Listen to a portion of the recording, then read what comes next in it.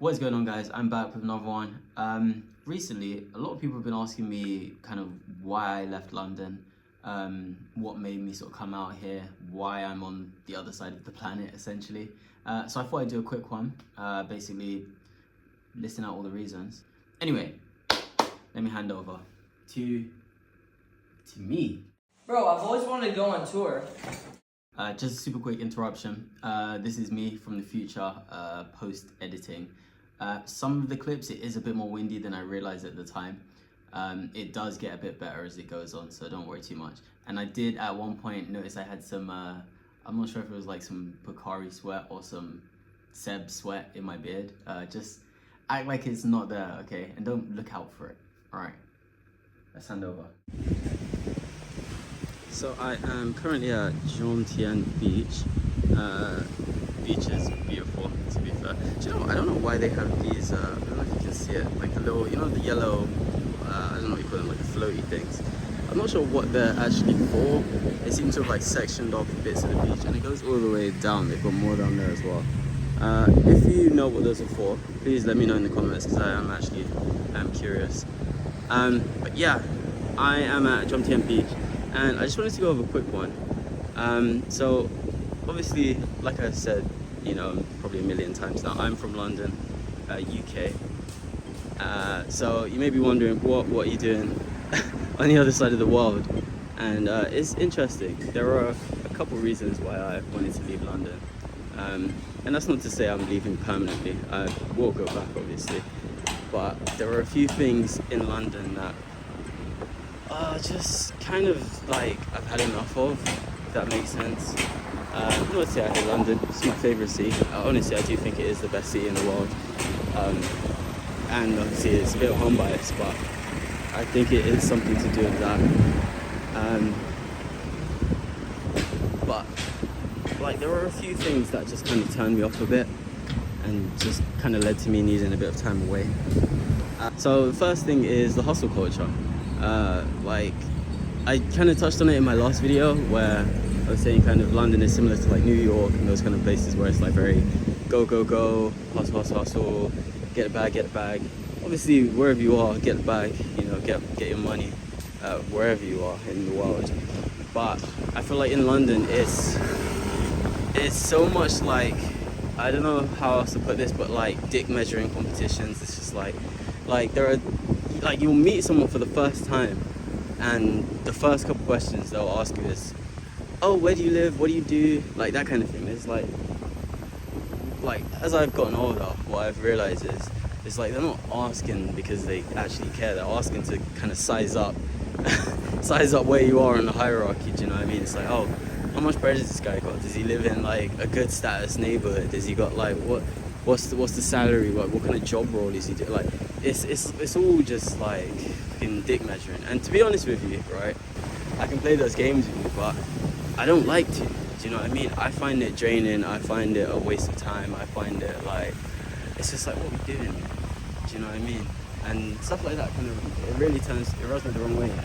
Like when people are like that, it's just like, oh, like not to say don't ask anybody anything about themselves. Obviously, you know, it's an important part of like getting to know anyone. Obviously you want to ask about them, but it's like, I don't know, man. Anyway, I kind of digressed down into a little rant there.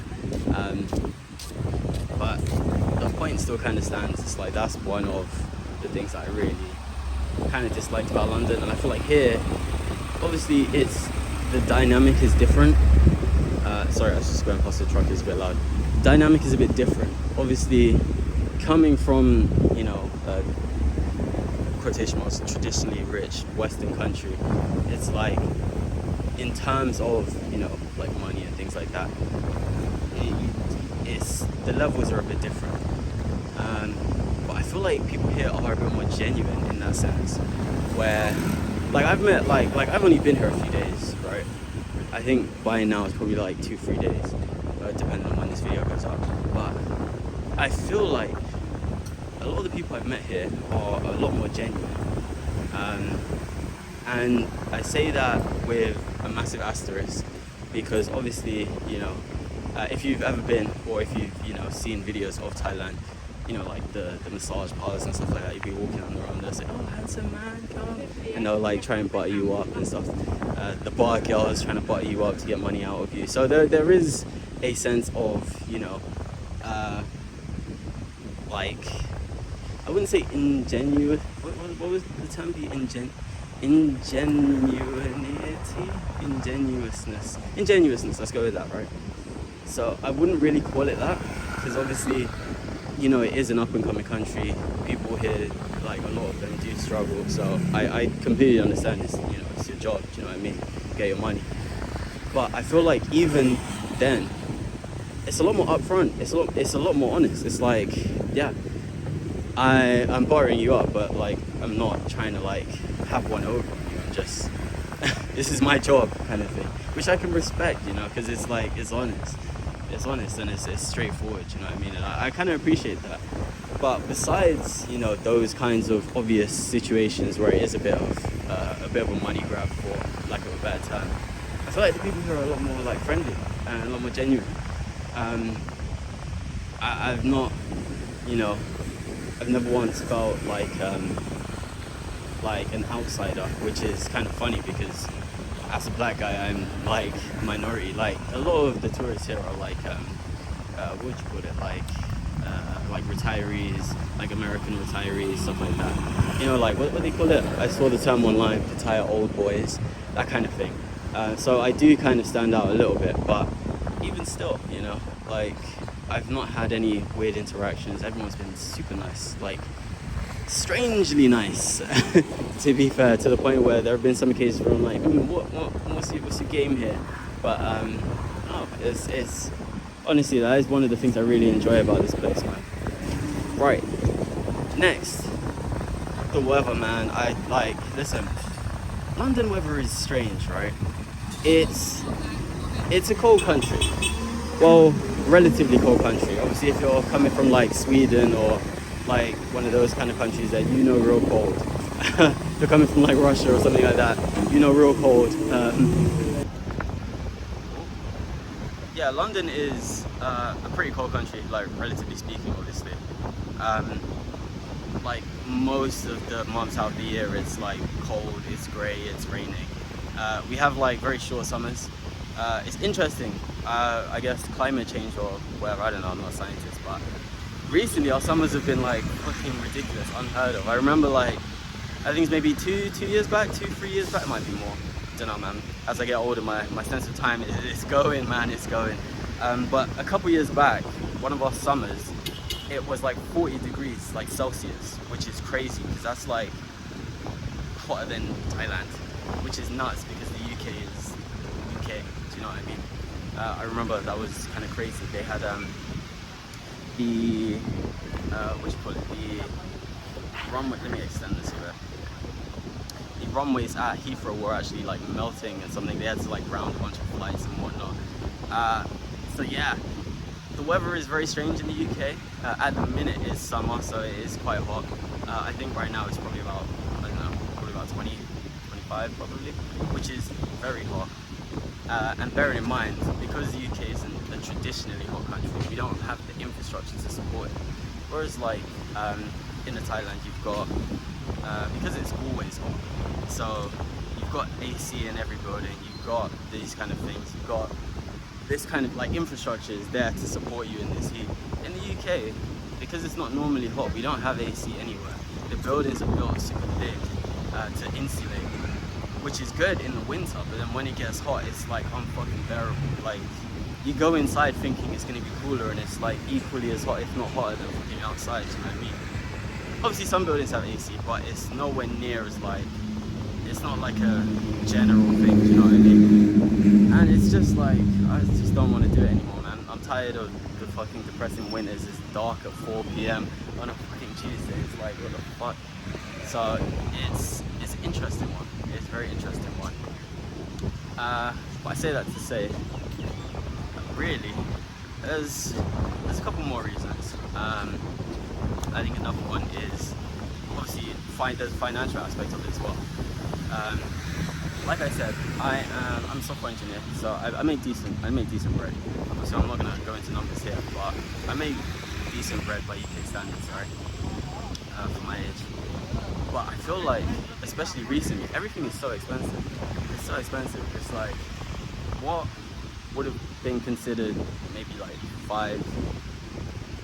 not even 10 years ago, like 5 years ago, would have been considered like a very good salary. You can live super comfortably, you know, support yourself, support your missus, some little kidney winks or whatever. Now it's like, yeah, man, that shit, it just, it doesn't hit the same anymore, man. It doesn't hit the same anymore. It's like, to put some vague numbers on it, right? Let's say in London. Now, the UK is a big place, so I will speak on London specifically because different parts of the UK you can get cheaper, but generally everywhere in the UK is going up. But I'll speak on London because where I'm from, why not, right? In London, if you want to rent like a one bed apartment, right? So not a studio, like an apartment, 1 bedroom, separate kitchen, and a separate living room, right? So that's what, 3 separate rooms, and then obviously bathroom. So 4 separate rooms, right? You're looking at like $2 grand, $2.5 grand, like a month, like flat out, like as a minimum. Like you're not getting anything below that. And if you do find something below that, it's not going to be an actual apartment. It's going to be a studio with the kitchen in the bathroom, and with the kitchen in the bedroom, and somebody's just labeled it. Some fucking landlord has labeled it as an apartment. Yeah. Whereas here and to be fair, I caveat that because a lot of countries worldwide, obviously inflation is everywhere. Do you know what I mean? Everywhere it's getting more and more expensive. But places like this, you know, like you're chilling. Like look, I'm vibing. I'm by the beach. There's some kids playing volleyball. There's like all sorts of stuff. It's nice night markets. Food is fucking phenomenal. It's good times. And my cost of living is like 1/5 of what it was. Do you know what I mean? My cost of living is literally 1/5 of what it was. Which is fucking crazy to me, man. Because I'm just like, it's crazy. Because it basically just means I can just basically save everything, invest all my money pretty much. Whereas like before, it's like, your monthly cost would be like, I don't know, 2.5 grand, 3 grand maybe, obviously depending. After that, you've only got like a few £100, and you know you've still got like other things to take care of. If you want to like have like a social life, go out, do that kind of stuff, it's gonna run you bread. Do you know what I mean? But here it's like you can get the same. In fact, you can get better standard of living. Like I said, on the beach, food is amazing, and people are friendly. The weather is fantastic. It's like all the girls are chasing after you. I do have to point that out. And it's like, in terms of money, it's going to cost you like 1/5 the price. You can literally just pocket the rest of your money, slap it in, I don't know, some kind of index fund or some individual stocks or whatever your bag is, some real estate, whatever whatever your move is, and just grow the pot, man. And it's like, why would I not do that?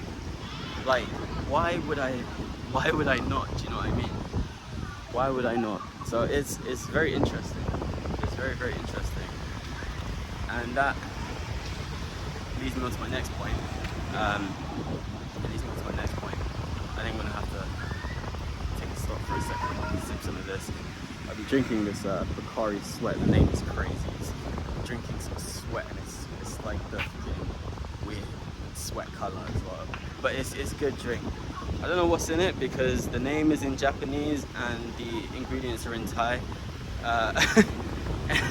Which I am not fluent in. Do you know what, funnily enough, I do speak a little bit of Japanese. I took lessons, like actual lessons with like a tutor for about 2 years. Because I was planning to come down here when I was planning to come to Asia when I was younger, and I wanted to visit Japan.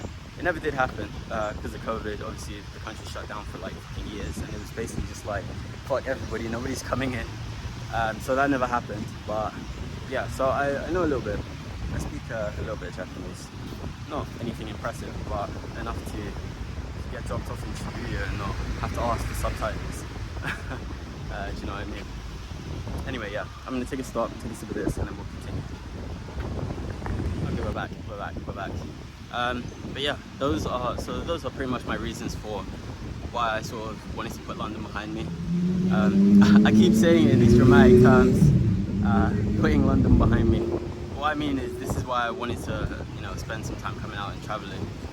My initial plan is to be out and about for probably minimum 6 months. See how it goes. See if I find somewhere really nice. After Thailand, I'm probably gonna do. I might do Philippines. I've heard it's really nice there. Or I might do like Malaysia. Malaysia seems quite nice as well. A bit more like city vibes, which could be decent. Might be a nice change after obviously beach stuff to do a little bit of city. But yeah, or I might actually just go to Bangkok. Might just move to Bangkok for a bit. But yeah, those are pretty much some of my reasons why I wanted to leave London for a while. And you know what? As a little, as an ending, I highly recommend everybody please travel. Please travel. Do it for your own sake, man. Don't do it because I told you. Do it because it's gonna change your fucking life, man. Like, there are people that I know, right? I've got a lot of people in London that I know that never traveled until they were like adults, right? Like their whole childhood, just for one reason or another, they didn't travel. Maybe it was like a financial thing. Maybe it was just like time, they didn't have the time, whatever. But yeah, and then when they did finally travel as adults, it's like changed their entire life. Like, what? It makes you realize the world is a big fucking place. It's really small, but it's really fucking big. I say that to say, please travel, please. Don't do it because Seb told you. Do it because it will benefit you, honestly. Little doggos in the background. Wild dog, as we say in Jamaica. Wild dog. But anyway, yeah, that's it. Make sure to like and subscribe for more.